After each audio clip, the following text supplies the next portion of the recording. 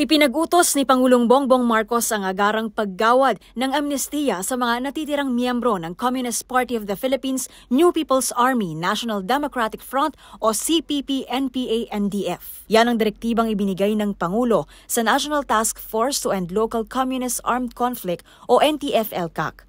Ayon kay National Security Advisor Eduardo Año, iniutos ito ng Pangulo dahil sumang-ayon na rin naman anya ang Kongreso sa proklamasyon ng amnesty program. Dagdag pa ni Año, nagbigay na ng go signal ang Pangulo sa pagsasapinal ng Implementing Rules and Regulations o IRR ng proklamasyon bago nila sinimulan ang pagproseso sa paggawad ng amnestiya sa mga natitirang miyembro ng komunistang grupo.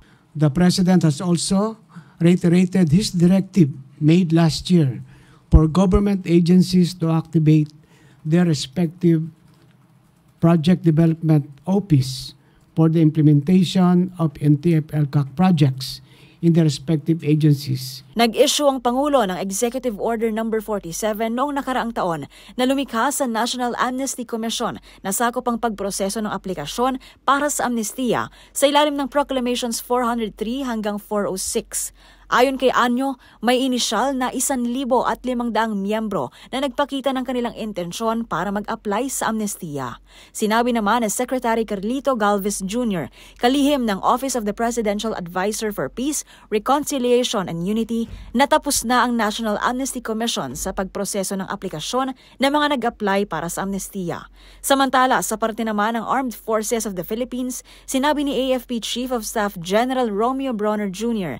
na naglunsad na ang militar ng expansive at extensive military operations laban sa mga rebelding grupo. Nagbigay tayo ng mga targets sa mga units natin, kaya't kung mapapansin po ninyo ay halos every day ay nagkakaroon po tayo ng mga armed encounters. No? Not just between the armed forces of the Philippines and the members of the New People's Army, but also with the local terrorist groups. Base sa datos, nasa higit 1,500 members ng CPP-NPA-NDF ang mayroong nasa higit 1,000 armas.